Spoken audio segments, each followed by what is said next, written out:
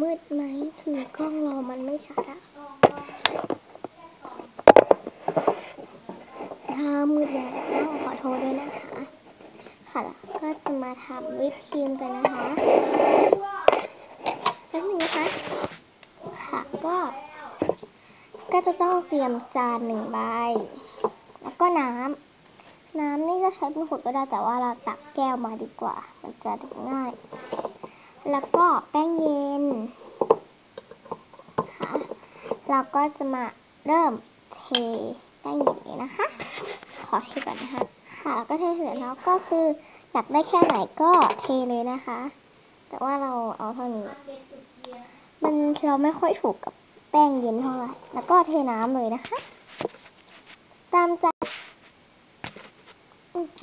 แล้วก็เทไปแล้วนะแป้งก็คืออยากได้แบบไหนก็เทเลยนะค่ะคือว่าเราเทน้ำมันเยอะเกินแล้วก็โอ๊ยเราปิดฝาอยู่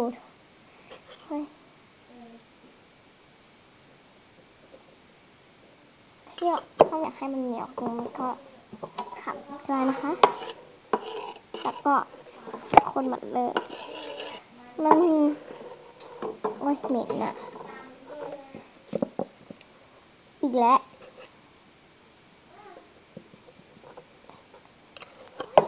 ปิดฝาตลอดอะนะคะครีมแต่มันอาจจะเป็นแบบสีเน่าๆเลยๆอะแต่ว่าเราพอเอามาทำครีมก็สวยนะสวยอยู่ได้แต่เราจะทำแบบวิปครีมอันเล็กๆกันนะโอ้ยเทยากมากเลย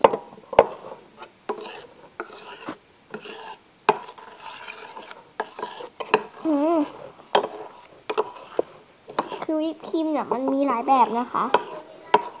แต่ว่าถ้าเกิดว่ากล้องเรามันมืดยังไงก็ต้องขอโทษด้วยนะเพราะว่ามันไม่รู้อ่ะเป็นโทรศัพท์ของพี่เราอะไรค่ะก็ได้ทีมาแล้วมันจะไม่มีความเหนียวนุ่ม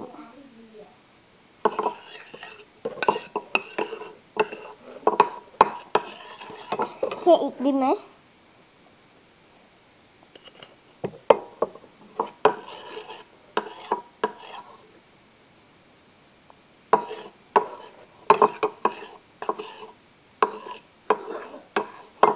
ที่เรายอมมาทำข้างนอกห้องแล้วเนี่ย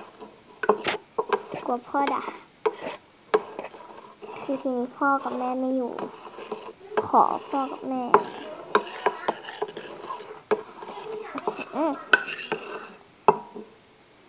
แสบตาเลยอ่ะวันนี้ต้องขอจบแค่นี้ก่อนนะคะบ๊ายบายสุดยากอ่ะ